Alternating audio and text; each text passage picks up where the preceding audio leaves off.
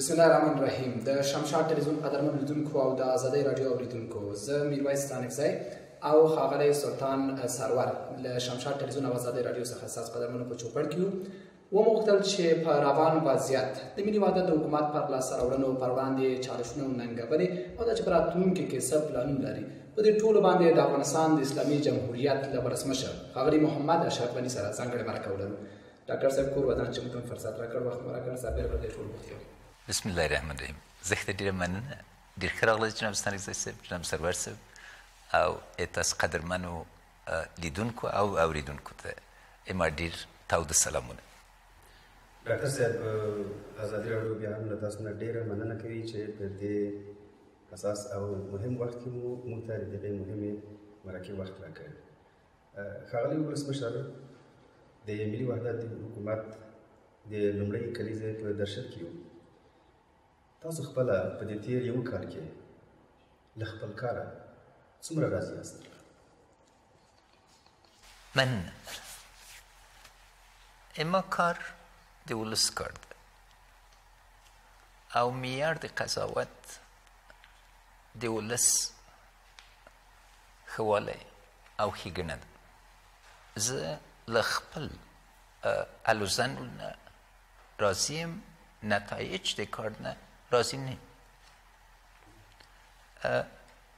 ځکه چې د ولس غوښتنې د یو هراړخیز بدلون دپاره دي. هراړخیز بدلون دپاره موږ تهداب ایښی، اما وخت چې تهداب ږدئ او ولس غواړي چې پوره تعمیر وګوري، منځ کې یوه فاصله ده. نو هغه شی چې ولس نه ګوري هغه سوي دي چې انشاءالله تعالی افغانستان له درې انتقالي پړاوونه، سیاسي انتقال نه، امنیتي انتقال نه او اقتصادي انتقال نه بریالی وبوځي. اما موږ جدي ستونزې لرو او د دې ستونزو حل یوازې اما کار نه ده، د ټولو افغانانو کار ده.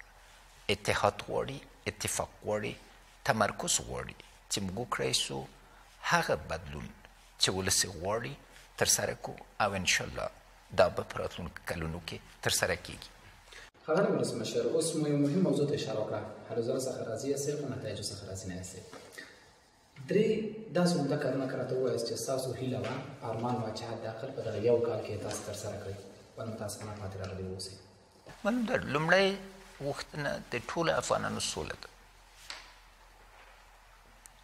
جنګ موږ باندې تحمیل سو. هیڅوک په نړۍ کې، په منطقې کې یا داخل د افغانستان کې موږ ته د کوښښ دپاره د ناکامي سند نه راکړي یا پارچه نه راکړي، ځکه له اولې ورځې نه موږ په ډېر ټینګښت باندې په دې راغلي یو چې سوله دوه برخې لري، یو سوله پاکستان سره، یو سوله طالبان او نورو مسلح مخالفینو سره. موږ عملا په هر ترتیب باندې دا ثابته کړه چې سیاسي لاره د حل موجود ده او مذاکرات د حل لارې دي، مګر له باندې نه بدترین جنګ د 14 کالو په موږ باندې تحمیل سو. له ښه مرغې نه اما پیشبیني دا وه چې دا کال به بدترین امنیتي کال وي او زه غواړم چې د موږ د غوښتلو امنیتي قواونه، سربازان نه، بریدملان نه، ساتنمنان نه، افسران نه، جنرالان نه مننه وکړم، ځکه موږ د بقا. دوهم مورد اقتصاد و. اما طرح دا ده چې افغانستان به د آسیا څلور لاره ایسي. منطقوي نظر نه موږ ډېر بریالي، ټول منطقې سره موږ په دې نتیجه ورسېدو چې افغانستان باید د منطقې څلور لاره ایسي، اما مخصوصا د ناامنۍ کړۍ چې شمال ته ورسېدله ادیمانې سوله چې موږ عملا ثابت کړو چې دا پروژې عملي کېږي. له ښه مرغې نه بیا هم څو ورځې مخکې، درې ورځې مخکې جهاد مآب د ترکمنستان رئیس جمهور سره موافقې ته رسېدلي وو چې هغه پروژې چې ټپه درېدلې وې لکه تاپې غوندې به سرعت او ګړندیوالي باندې انشاءالله تعالی شروع سي او نور پروژې به عملي کیږي. همدغه رنګه نورو برخو د زیربنا کې بنیادي تغییرات باندې شروع کړي، تهداب ایښودل سوی او انشاءالله تعالی به عملي کیږي. بله برخه د افغانستان درېیمه برخه مو ویلې، افغانستان ډېر منابع لري. موږ یو غني مملکت یو چې د فقیرو خلکو اکثریت پکې ژوند کوي. په دې برخه کې هغه اقتصادي بحران چې موږ باندې راغی او ځکه چې 600,000 ډېرتر خارجي افراد ووتل، 150,000 مستقیم جنګیالي وو، 450,000 قراردادیانو او دوی بې حده پیسې لګولې. دوی تنها یو نظامي حضور درته نه درلود، یو لوی اقتصادي حضور. دغه نه یو مصرفي اقتصاد نه یو تولیدي اقتصاد ته موږ شروع کړي. اما دې نتایج چې د افغانستان موقعیت، اوبه، ځمکه، معادنې، پیسې او مخصوصا انساني سرمایه ټول په کار ولویږي، له دې نه حرکت به پس ته راځي. ښاغلی ولسمشر، ډېر خلک د تاسو زحمتونه او کوششونه درک کوي.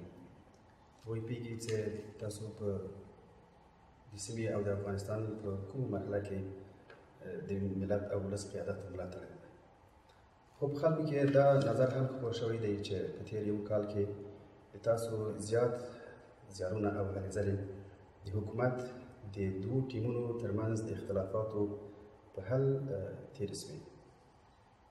زیات وخت مو دې برخې ته ورکړی. تاسو له دغه نظر سره څومره موافق یاست؟ زه دې سره موافق نه یم. لومړی شی ته چې وګورئ، د ولسمشري بنسټ په یو بنسټ باندې په بدلون کې ده. د ملي امنیت شورا نه نیولې تر ملي زیربناو شوراګانې ټول ایجاد سوي دي.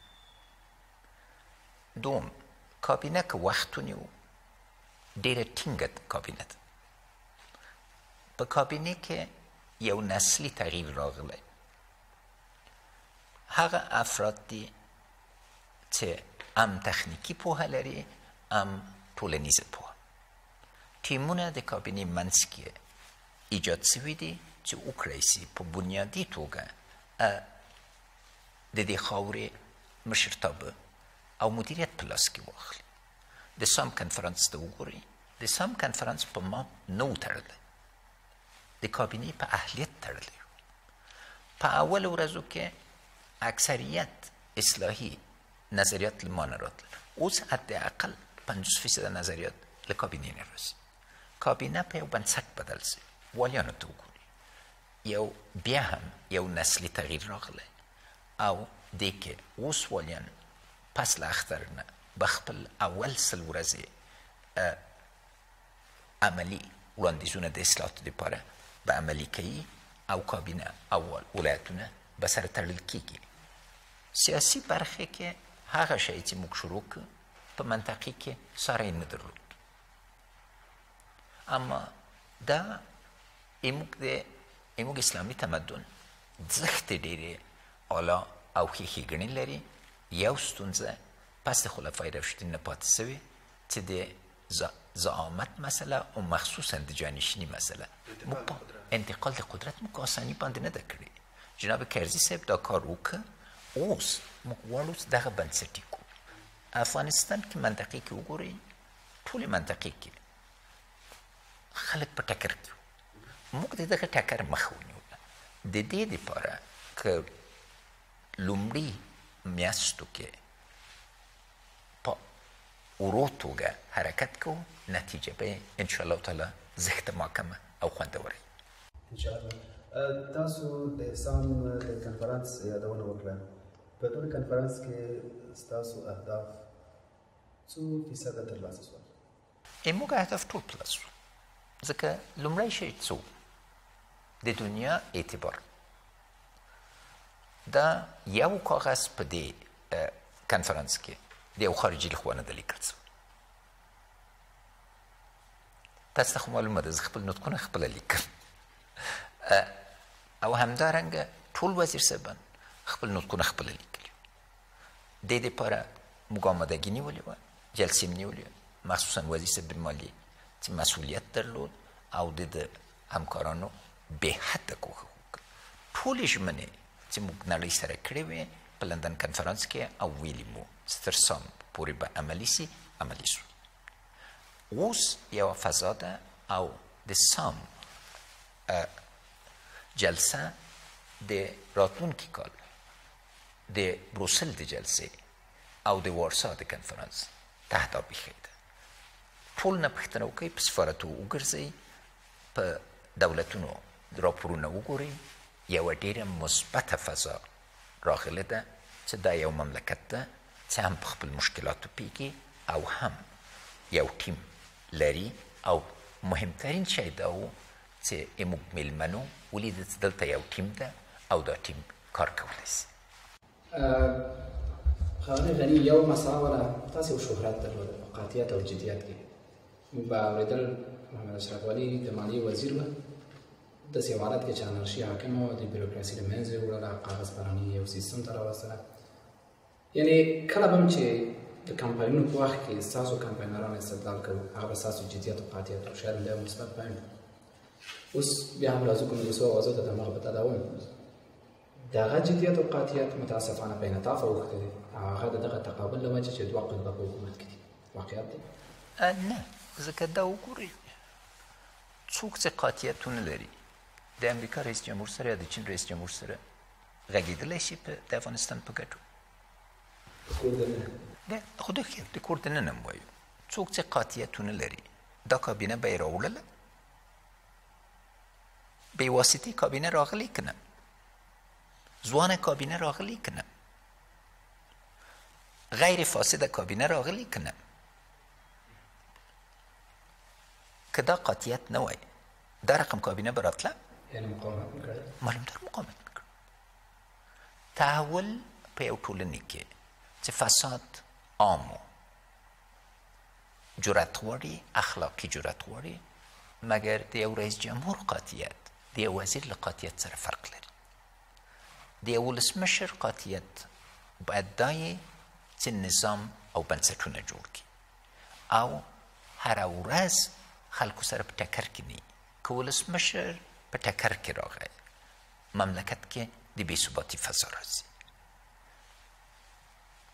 د اورېدلو فرهنګ باید عام سي، ځکه ما د کامیابۍ یا ناکامۍ شاخص به څه وي. ورځې چې زه د افغانستان اقتدار راتلونکي ولسمشر ته د افغانستان د ولس د ارادې په اساس تسلیم کړم، آیا څه رقم بنسټونه مې هغه ولسمشر ته پرېږدي. نو هغه کار چې بنسټ باندې کوي دا به انشاءالله تعالی معیاري او دلته به تاسې ډېرې غیر قابل تحمل یا ډېره سخته به نه وي چې د یو جرأتمند او جدي کس خبره بیتو شي، هغه هم د ده د ټاکلو په برخه کې مثلا یو کس ټاکي. خبره د ټاکلو نه ده، خبره د دې ده چې موږ څنګه نظام راوړو. ټاکل په دې دي چې موږ اداري نظام لا په اصولو نه ده درېدلی. بحث د قاطعیت په افرادو نه ده، بحث په دې ده چې څنګه معیارونه راوړو چې دا راوړو. له بلې خوا نه آیا تاسې غواړئ چې شدت تقابل د خاورې کې ډېر سي یا کم سي؟ باید کم شي. چې کم سي دا هم حوصله غواړي، هم اصولو باندې درېدل غواړي او یو قیمت هم شاید او معلومدار قیمت لري. نو په دې اساس باندې قضاوت تاریخ ته پرېږدي او هیله ده چې تاریخ کې دا قضاوت راسي چې زه یو پول یم چې هغه باندې نوی نسل د افغانستان اقتدار ته رسیږي او د افغانستان اردو، پولیس، امنیتي ځواکونه، امنیتي ملي، د افغانستان اقتصادي بنسټونه، د افغانستان ټولنیز بنسټونه به په پښو درېدلي. دلته قاطعیت او نتیجه سره تړلې دي. قاطعیت په دې نه ده سړی چغې ووایي، قاطعیت په دې ده چې نتایجو باندې تمرکز وکړي او هغه نتایج ولس ته ترلاسه کړي. ښاغلی ولسمشر، سره دې چې تاسو د تقابل د حالت د لرې کولو لپاره زیارونه ایستلي دي، خو خو داسې ویل کېږي چې ستاسو حکومت د خلکو باور په لازمه توګه نه دی جلب کړی. اوس هم له هېواده د ورځې سلګونه ځوانان غواړي بهر وځي.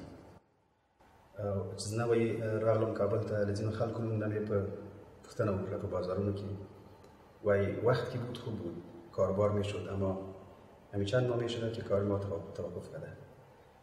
تاسو د اوسني وضعیت د ښه کولو لپاره، خصوصا د ځوانانو د هجرت د مخنیوي لپاره څه تجویزونه لري؟ مننه.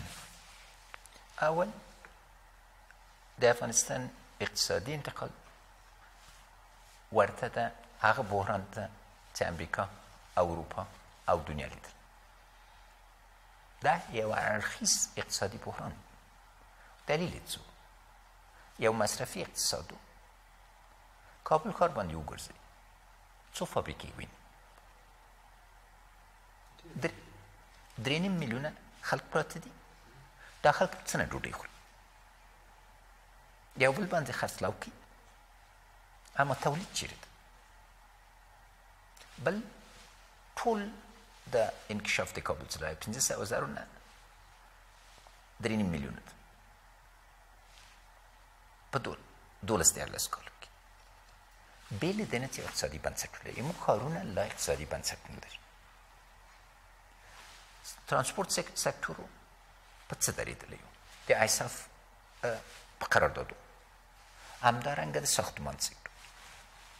اساسي توګه لومړی شی څه ده؟ د افغانستان کرهنه ده. ما ډېرترې جلسې په غنمو نیولې دي تر 14 کالو پورې. 40% د اوبه له ویالې نه مزرعې ته نه رسېږي.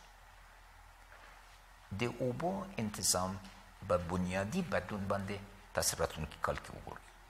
همدارنګه دولت د خریداري قوت 14% ناخالص عایدات د دولت مصارف. هیڅ وخت دې باندې فکر نه سوی چې له دې نه څنګه د افغانستان د کرهنې، د افغانستان د صنعت او د دې لپاره به استفاده وکړي. اوس 15% ترجیحاً داخلي مواد ته ورکړي دي. اما له دې نه مهمتر په راتلونکي به هر پولیس، هر عسکر ډوډۍ تر حد اعظمه اول کال کې بل افغانستان داخلي مواد نه، دوم کال کې به 30% انشاءالله تعالی در داخلي مواد نه برابریږي. دا لویترین برخه د کار زراعت برخه کې ده، کرنې برخه کې. دوم ایموک ساختمانی صنعت. راتلونکي کال کې به تاسو شاید سئ اول چې د امان الله خان پروژه تکمیل نسوله او ناتکمیله و او د افغانستان ناتکمیل فصل ده، یعنی د حکومت انتقال دارالمان ته به شروع سي او د دې څنګ پر سبا به انشاءالله وګورئ چې موږ اول قدم به د دې دپاره ږدو چې څومره جایدادونه په ښارو کې غیر ثبت سوي یا غیر رسمي دي او د دې رسمي کولو دپاره به موږ اقدامات وکړو. دا خپله دوم حرکت ده. دریم د افغانستان راتلونکی په ترانزیت کې ده. ترانزیت باندې هم د لارو هم د ریلو پټلۍ باندې بنیادي کارونه شروع کړي دي. هرات به انشاءالله تعالی لومړی ښار چې هم ترکمنستان سره هم ایران سره به ارتباط سي، هم دا رقم د افغانستان نور عمده ښارونه. د عوایدو له نظر نه ایموږ بنیادي منبع ایموږ معادن دي. معادن کار نه ایجادوي په هغه سویه باندې چې نور سکتورونه ایجادوي او په ترتیب باندې ایموږ د خدماتو ده. بله برخه چې جدي مذاکرات شروع کړي دي دا دي چې د افغانستان کارګر څنګه په اصولي او رسمي توګه خلیج ته ورسوو په اولې مرحله کې او دومې مرحله کې شرقي اسیا ته. عربستان سره غږېدلي وو چې څه افغانان چې هلته په نورو پاسپورتو خاصا پاکستاني پاسپورت باندې وو بدل سي او دلته پس د ثور د کودتا نه تر اوسه پورې عربستان اجازه نه ورکوله چې د افغان پاسپورت باندې څوک لاړ سي. دته ترتیبات نیولي دي. همدارنګه تفصیل باندې دې باندې کېدلی شو. اما اولو میاشتو کې زښت ډېر وخت په امنیتي ځواکو تېر سو ځکه که امنیتي ځواکونه په نه وای درېدلي دا نورې خبرې به په هوا کې وي. اما تر 4 تېرو میاشتو کې ځکه ښه والی ما د تقسیم اوقات دا ده چې دوی ټول محاسبه کوي او بیرته درته وایي. او رحیمي صاحب ډېر په تعجب راغی، ویلي ډېرترین وخت د تېرو 4 میاشتو کې مخکې له سام نه په اقتصاد باندې لګولی. بانکداري سیستم د افغانستان د جناب صدیق په راتګ سره به انسجام پیدا کړي، بودجه سږ کال به ډېره منظمه وي او موږ به پوه کړو چې د دې مصارف نتایج څه کېږي. افغانستان باید د امید ځای، اما باید پوه سي چې دا بحران منطقوي ده او انشاءالله تعالی حل به هم په ملي توګه او هم منطقوي توګه کېږي. د حکومت د بریالیتوب خبره وشوله. یو څه چې تاسې معمولا په هره غونډه کې د لاسته راوړنې په توګه یادوئ او که ما څخه هم د یوازې فرق په توګه وپوښتل شي نو ممکن د ملي وحدت په حکومت په کارونو کې یو کار تناسب د تدارکاتو کمیټه ده او دا چې منسجم کړي وي دا چې څاري. په دې وخت کې معلومات راکوي واقعا دا خو ډېره اغېزمنه پروسه وه، خو دوه نقطه کېږي. یو دا چې قراردادونه لږ څه بدي شوي دي، سرعت یې کم شوی دا ده چې مرستو جذب کې هم بیا کمښت راځي ځکه چې دا باید هغه پروسس نه تېر شي. دویم مسله دا ده چې ځینو موارد ته ویل کېږي چې باید تاسو تېر په هیر وایي. مثلا مشخصا د ملي دفاع وزارت فساد، زما د یو ژورنالست په توګه دا تمه وه چې یو وزیر او معین د فساد په توګه په زندان کې وګورم. تاسو من دوه برخه. اول تدارکات ولې مهم دي؟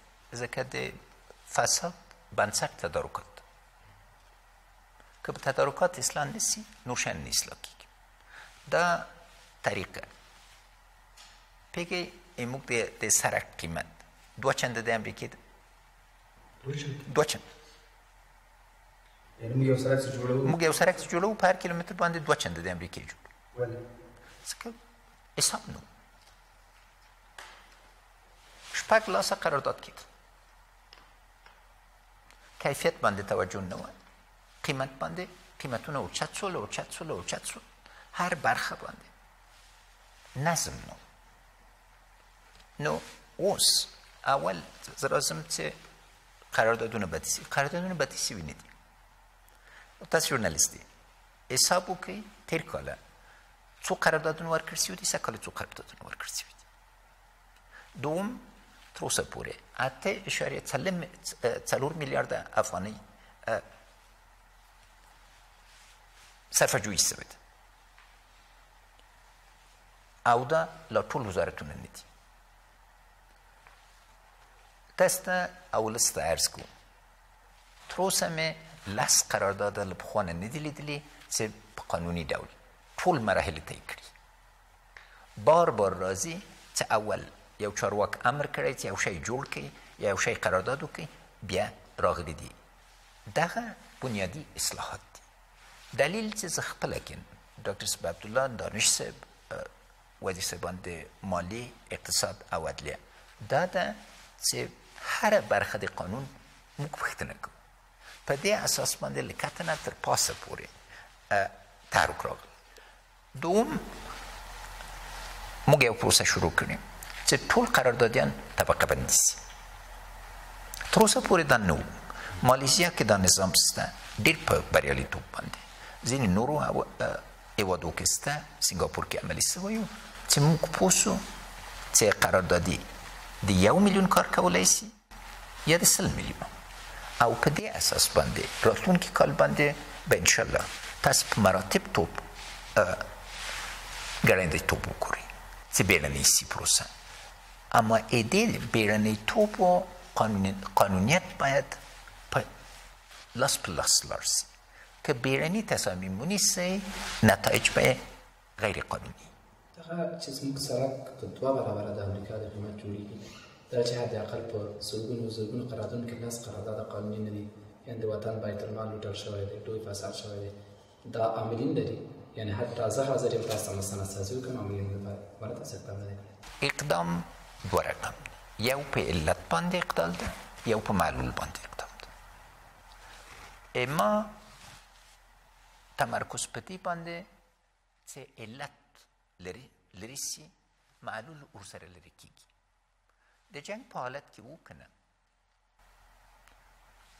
غوښتلم چې ټول وزارت داخله، وزارت دفاع وباسم. افغانستان جناب محترم ستانکزی صاحب، قضاوت باید په معیار د ماحول کې. نن د افغانستان ځواکونه برخلاف د هغه څه ټولو مبصرینو تاسې په تلویزیون تاسې په رادیو کې ویلې خپل میلانه ثابته کړې ده، خپل وطن پرستي ثابته کړې ده که نه ده. اما منظور دا و چې اول انګیزه راسي. انګیزې سره موږ دوی ته سیستمونه جوړ کړو، نظام جوړ کړو، او په منځ کې چې نظام هم جوړ کړل فاسد خلک حاشیې ته ځي، بیا ترتیبات نیول کېدای شي.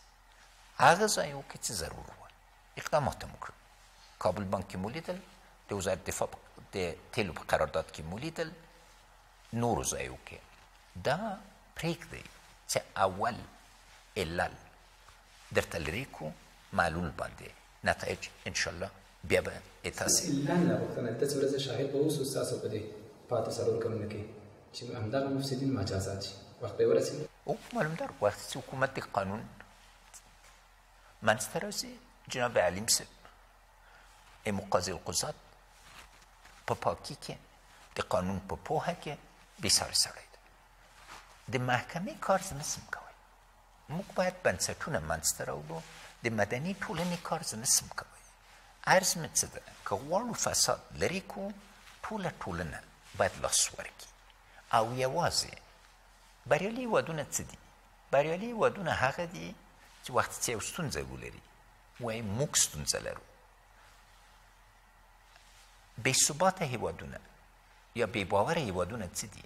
وخت چې یو ستونزه ولري وایي حکومت ناکام ده. دا د حکومت او د ملت واټن باید په اساسي توګه موږ رفع کړو، تر چې موږ ووایو چې دا ستونزه یې موږ ده او ټول یو بل ته لاس ورکړو. په افغانستان کې د ملي وحدت حکومت د لومړي ځل لپاره تشکیل شو. کېدای شي دا تشکیل د ځینو نورو هېوادونو لپاره یو موډل شي. هغوی دا حالت مطالعه کړي، د مطالعاتو مرکزونه دي. تاسو له دغه حکومت نه راضي یاست؟ څومره بریالي دي؟ بیا هم که تاسې په یاد یې اول ورځې چې ما ځان کاندید کړ، ما ویل انشاءالله تعالی موږ د انتخابات ګټو، اما د انتخابات ګټونکی نسي ویلی چې میمزر ما ټول د ما. اول ورځ نه مې ویلي. ما ولس د افغانستان ته دا وعده نه وکړې چې په ځانګړي توګه به زه ځانځاني حکومت کوم. ویلي مې و چې د افغانستان هغه اوږد مهال تاریخي ستونزې چې عدم د اتفاق د سیاسي قشر نه منځته راوړي وو، هغه به لرې کوو. په دې معیار باندې زه راضي یم. تحرک به انشاءالله په مراتب ډېر تر راسي. اوس کابینه ده، والیان دي، بنسټونه باید منځته راسي. ګورئ موږ حکومتداري دوه برخې لري. اساسي قانون کې واضح ده، کابینه ده، محلي اداره ده. اما محلي ادارې ته اساسي توجه نه وسوه، خلاف د قانون د اساسي. اوس د یو ځای کول د دې په څنګ کې مستقل دوایر دي. لومړي وار دپاره تاریخي فکر کوم چې ولسمشر د افغانستان ټول دوی سره کېناستلی او دوی ترتیب باندې هغه سره تصدیقانې دي، تصدیقانو سره هم بیا کېناستلی. نو اساس دا ده چې حکومت دولت باید ټول سره وتړل شي. قاضیانو ته ګورئ، د 400 مرافع قاضیانو د ولایت ما ټول سره کتلي دي، یو په یو، حداقل 20 دقیقې، چې سړی پوه سي چې دا ټول جوړښت شي ده او په دې اساس باندې دا تیږې د جوړښت دي یو بل سره وتړل شي. ځکه دوی منځ کې فاصله وه. او معصریت له څه نه راځي؟ معصریت له دې نه راځي چې ماشین پرسې یو بل سره وتړل شي. سږ کال موږ زښت ډېر کار دا و چې د ماشین پرزې سره وتړل. اوس یو برخه یې فعال سوي دي، خپل حرکت کوي. دوم برخه چې اوس ولایتو کابینه دي باید په ګډه حرکت وکړي. درېیمه څلورمه برخه دې ته چې راغلو، مهمترین شی دا ده چې د فضل د خدای د افغانستان ولس اصلاح طلب ده، ژور بدلون غواړي. نو ځکه د ولس له نظر نه مقاومت نسته، اما هغه افراد یا ډلې یا زینفه ګروپونه چې خپل لنډمهال ګټې په خطر کې ویني مقاومت کوي. دوی سره واضح بحث او استدلال پکار ده چې وګوري چې د حل لاره په څه توګه پیدا کیږي چې دوی منځ مهال او اوږد مهال ګټې په یو باثباته او قانونمند افغانستان کې. د حکومت بیا هم د کارکردګیو یا د خبرو شو چې څه موانع لري. پر یو څه خلک معترضات اساسا معتقدین چې وضعیت طبیعتا دغسې راغی، شاید مناسبه کمه شو، شاید بهرني ځواکونه ووتله، شاید د دښمن پلانونه چینج شول، نو ځکه که هر څوک وایي شاید دغسې چیلنجونو سره مخ شوی. ولی یو څه چې ډېر شدت سره هغه یادونه کېږي. مثلا ستاسو د حکومت دننه مثلا ډاکټر صاحب عبدالله دا اعتراض کړی و چې موږ ته ډېر څه په دې خاطر نامناسبه دي چې نامناسب میراثونه راته پاتې دي. خو کله چې شمشاد ټلویزیون ښاغلي کرزي سره مرکه وکړه څو ورځې مخکې، شخصا ما ترې وپوښتل چې واقعا تاسو باید میراثونه پرېښي حکومت ته. ځواب دا و چې ښاغلی غني او ښاغلی عبدالله زما د کابینې غړي وو، که هغوی که زما کابینه بده وه نو دوی هم بد وه، که زما کابینه ښه وه نو دوی هم ښه وه. ستاسو نظر په واقعا دې ته معتقد یاستئ چې تاسو بد میراثونه د ښاغلي کرزي حکومت ته پاتې دي؟ موږ ته بد میراثونه د 40 کالو پاتې دي. کرزي صاحب وکړل هغه شی چې کولی سول، اما د افغانستان غمیزه د 10 کالو نه ده. 5 میلیونه مهاجر له خاورې نه د باندې دي. د افغانستان یو لاس او یوه پښه پرېږدي. دا مهاجرین تېرو 14 کالو کې پیدا نه سول، 40 کالو کې پیدا سول. 4.5 میلیون مهاجرین برته راغلل. دې ټولول زښت ډېر توجه غواړي. معتادین له ایران نه برته راغلل احتیاط سره. اول کې ځینې خلکو ادعا کوله هغه چې په قاچاق کې وو چې موږ یې کرو مګر موږ یې نه استعمالوو. زموږ بچو ته خو زیان نه وي، هر څوک یې څکي د هغوی مشکل. نن 3.5 میلیونه معتاده لرو. نو وقتی چې میراث وایو، میراث د یو شخص نه ده، میراث د 40 کلو او ډېر تر ده. دلته اوس د افغانستان زراعت کرهنې ته وګورو. نیمه ځمکه چې داود خان دوران کې کرونده لاندې وه اوس ده. اوبه بندونه نه دي تکمیل شوي. فصل د خدای د سلما بند موږ تکمیل کړو. نو دې د په چې شخصي کو دا بهتره ده چې پوه سو چې د یو ملت په حیث باندې ستونزې لرو. همیشه مې ویلي وو وقتی چې زه د جناب کرزي کابینې کې ډېر لږ وخت او تاسو ته معلومه ده چې هلته ما کار په اساسي توګه بررسي کېدای شي. او بیا دوم وارم چې راغلم ما دولتي مقام نه درلود، په دې معنا چې اداري ولرم، مشورتي و او خپل ملي دنده مې اجرا کړله، ځکه چې ضروره وه چې ولسمشر ته سړی لاس ورکړي. او هیله ده چې دا طریقه د سیاست چې ما عملي کړله چې کرزي صاحب ضرورت درلود، ما ویلې زر وارې هغه کار چې کولی سم اما د کابینې په چوکاټ کې. او ما غوښتنه م هم دا ده چې هغه سلوک چې ما وکړه اوس د نور مشران وکړي، لاس راکړي چې موږ معلوم ده ښاغلی کرزی تاریخ کې خپل ځای ګټلی. اولین ولسمشر د افغانستان و چې اقتدار د افغانستان د ولس د رایې په اساس باندې خپل جانشین ته یعنې ما ته انتقال کړ. دا خپل ځای په تاریخ کې ګټلی. او هر افغان خاصتا با تجربه سیاستمدار افغانان حق لري چې خپل نظریات ووایي او زه غوږ نیسم. که نور میراثونه ډېر پخواني دي، حداقل قراردادونه او فساد خو تقریبا د 14 کلونو زېږنده د 14 کلونو. اما نتیجه یې دا وه چې بینالمللي قراردادونه هم په همدا توګه وو. نو هغه دې ته په جای چې زه بحث وکړم، ما تاسو ته ویلې لندن کنفرانس کېده، کرزی صاحب چې دوم وار راغی له ما نه یې غوښتنه وکړه چې دا د فساد عوامل وسنجوه، ځکه دوی بند پاتې وو.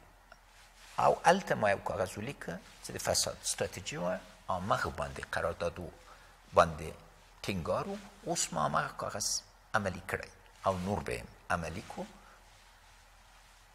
عمومي ماحول افغانستان کې درې اکثریتونه دي، ځوانان، میرمنې او بېوزلي. تر څه دغه درې اکثریتونه تاریخي میراث د موږ د دغه درې اکثریتونو محرومیت ده. دا چې چا څه وکړل هغه تاسو تحلیلګرانو کار ده، اما کار ایله د دایي چې دا درې اکثریته په اقتصادي او سیاسي اکثریتونو باندې بدل شي. لنډه دا چې یعنې باورمند نه یاستئ چې کوم بد څه دی په میراث پاتې په دې څوارلس کلونو کې تاسو چې هغه د ستاسو د پاتې راتګ لامل شي. میراث زه نه غواړم چې دا قصه سیاسي کړم، تاسې غواړئ سیاسي کړئ. زه غواړم چې دا قصه تحلیلي سي. وګورئ د افغانستان موقعیت ته بین المللي شاخصو کې، فساد کې وګورئ، تحصیلاتو کې وګورئ، شاخصونه موجود دي. دغه شاخصونه اساس ونیسئ او موږ دوره چې ختمه شوله برته دا شاخصونو ته وګورئ چې یو واقعي بینانه قضاوت وسي. ښاغلی ولسمشر، د ملي وحدت د حکومت د تشکیل په پیل کې تاسو ژمنه کړې وه چې په اساسي قانون کې د تعدیلاتو د راوستلو له لارې او هغه هم د لویې جرګې د تدویر په وسیله غواړئ د اجرائیه ریاست په صدارت تبدیل شي. لویه جرګه ولې تر اوسه نه ده تیاره شوې؟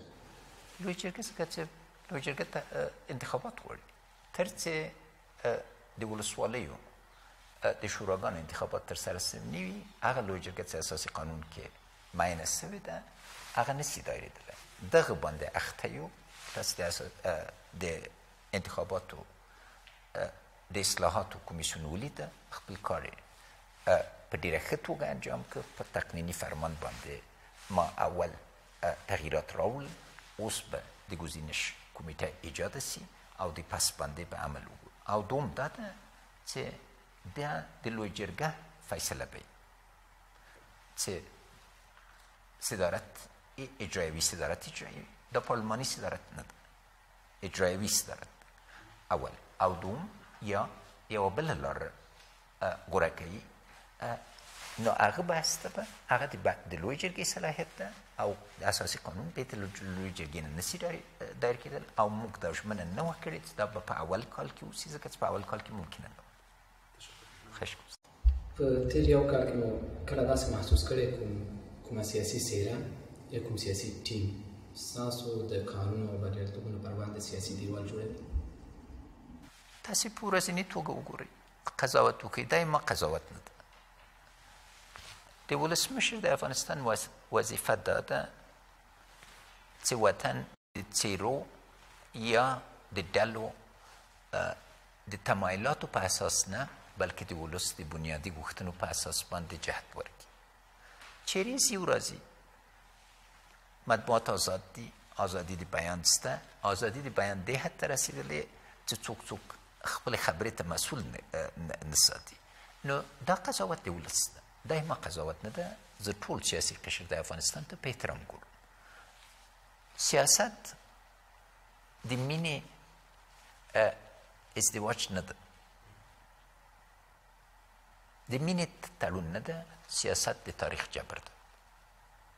هغه خلکو سره به ګزاره کوئ چې تاریخ د مخورو سیاسیونو په حیث باندې مطرح کړي دي. نو حدود به سنجوئ، اما لوبې ته به هغه رقم سیاسي لوبې ته تغییر ورکوئ چې د ولس ارزوګانې ترسره سي او انشاءالله تعالی په هغه لارې روان وړاندې مزمني اشاره وکړه زینف ډلې خپلو شخصي ګټو دپاره دا کار کوي دا کار کوي. د دې مفهوم دا دی چې باورمند یاستئ چې سیاسي ډلې ټکرې ستاسو د کار پر وړاندې خنډ جوړوي؟ هغه سته معلوم در وقتی چې اصلاحات راولئ چغې چغېږي. څوک چې فساد کې اخته یي نو د شفافیت تعریف بکړي یا به ورباندې حملې کوي تلور. اما بیا هم تاسو ته وایم چې ضرور دا ده چې موږ خپل ماحول درک کړو.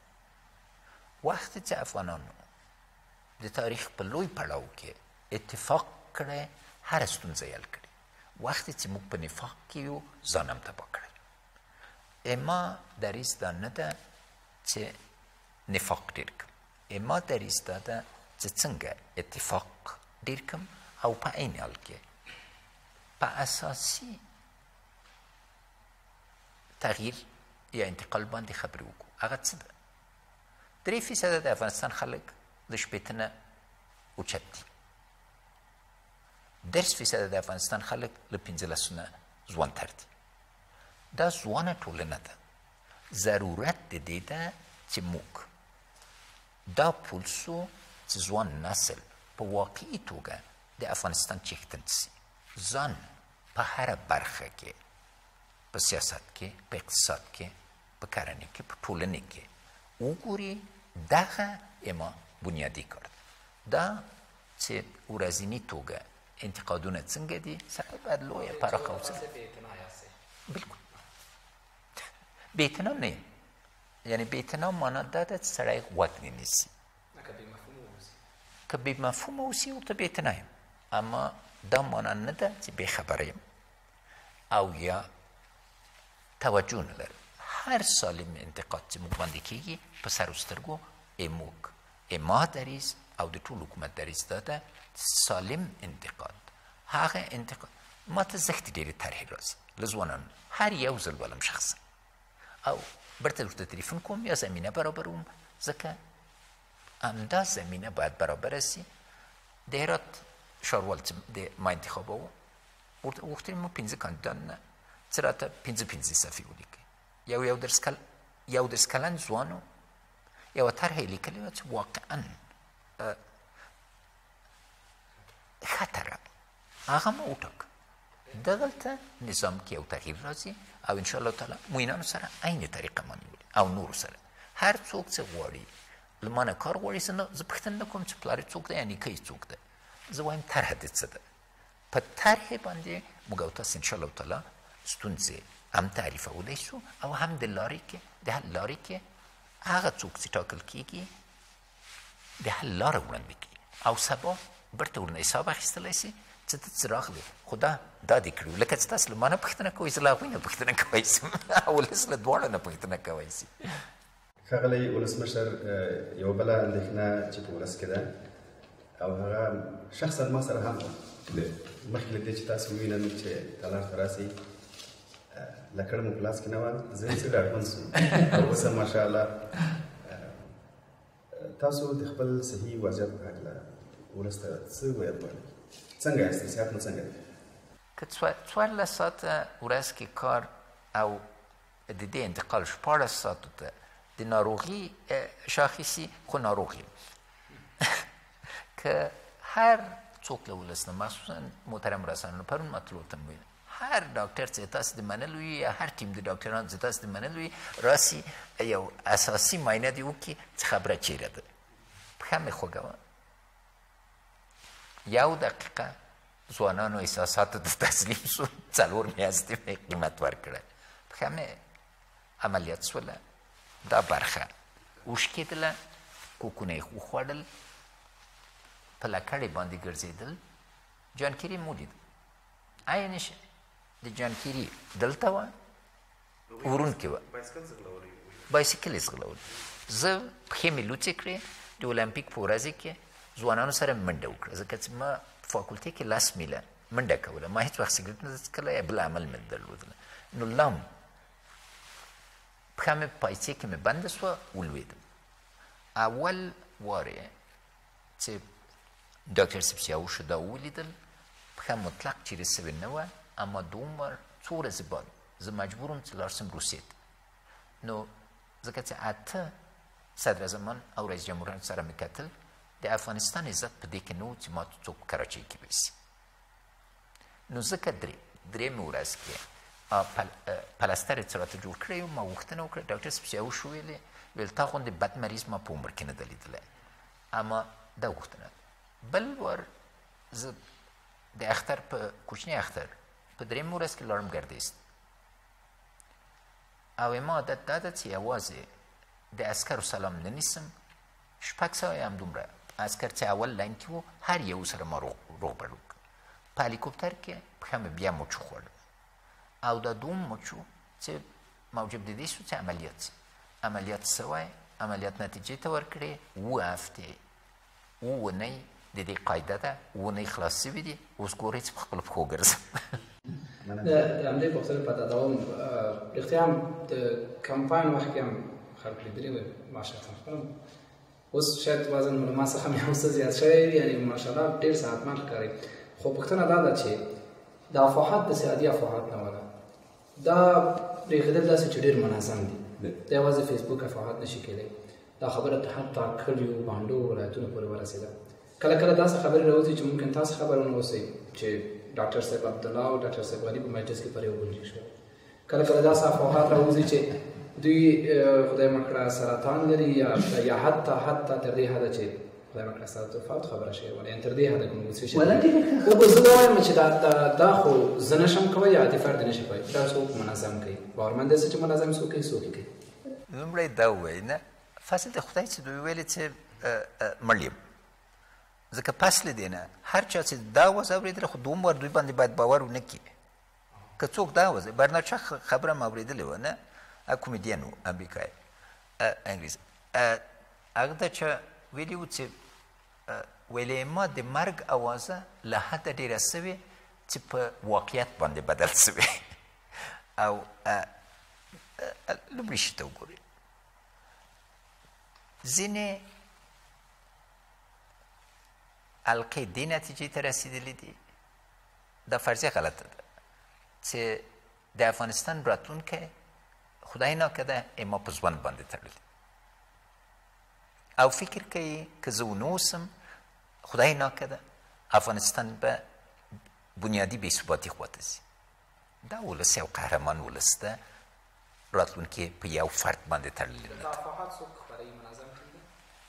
هغه یې تاسې کار دی ما کار نه ده تاسې ژورنالستان یې تحقیق وکړئ څوک یې خپروي خبره دا ده چې غلط دي اما بدترین وخت کې چې پس له عملیات نه راغلم زه څه وخت راغلم هغه سهار 2:30 بجې ورسېدم چې 1:30 بجې کابل کې انفجار وسو سهار تاسې ما چیرې ولیدلی اول د امنیت شورا بیا د کابینه د افغانستان په ماښام کې تاسې ما شاشهید کې ولیدئ که نه کوم وخت که پښه په حرکت کې نه وه آیا مغزه له حرکته لوېدلي دي اما کمترین موده د کار 8 ساعت است په هغه حال کې ویلې چې اوس برته رسېدلې انشاءالله تعالی ولس به یې نتیجه په اساسي توګه وګوري اما هیله ده هیله مې څه ده هم له تاسو نه مخصوصا د ژورنالستانو نه چې افکار ترتیبوي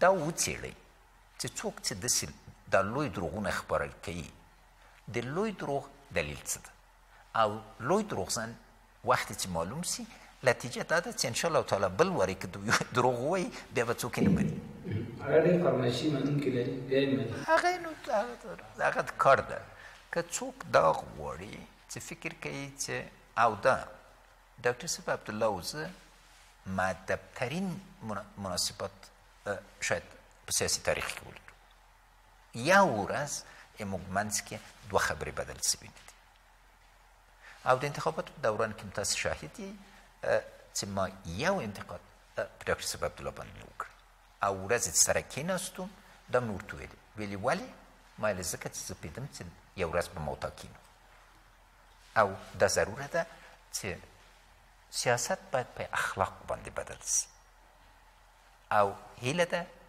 چې ما ثابته کړئ چې اخلاقي سیاست په افغانستان کې ممکن ده ښاغلی ولسمشر یو ځل بیا له تاسو نه د زړه روحي مننه کوو چې موږ ته مو وخت راکړ ازادي راډیو ته او مشال ټلویزیون ته او ستاسو د لا بریالیتوب او توفیق هیله لرم زه په خپل نوبه جناب سرور صاحب جناب ستانکزی صاحب له تاسو نه مننه کوم که اجازه راکړئ چې پیغام سره جفت به یو بله پوښتنه چې خلکو شریک کړې چې بیا ولس ونه وایي چې ډېر بد دی موډرن جګړه تاسو د سیمې هېوادونو ته تشریح کړله داعش د یو خطرناک بدې توګه تاسو تعریف کړله ولې د ننګرهاریانو آواز لا د هر څخه نه دی اوچت شوی چې داعش یې وحشیانه وژني وځپي آواز ټیک سو نه آواز ټیک سو او اقدامات به هم تاسو شاهد اوسئ زه نه غواړم چې خبرې وکړم زه غواړم چې اقدام وکړم او انشاءالله ننګرهاریان به اقدام ووایي مننه له تاسو نه جناب ستانکزی صاحب جناب سرور صاحب له ازادي راډیو نه د شمشاد له تلویزیون نه او تاسو ټول وطنوالونه او تاسو اوریدونکو نه او تاسو لیدونکو په خیر د شمشاد تلویزیون قدرمن لیدونکو او د آزادۍ راډیو اوریدونکو د افغانستان اسلامي جمهوریت له ولسمشر محمد اشرف غني سره مو ځانګړې مرکه همدومره په دې ده چې ستاسو پوښتنې هم ځواب شوي واوسي خدمت پاک الله سپارم صبر ولرئ.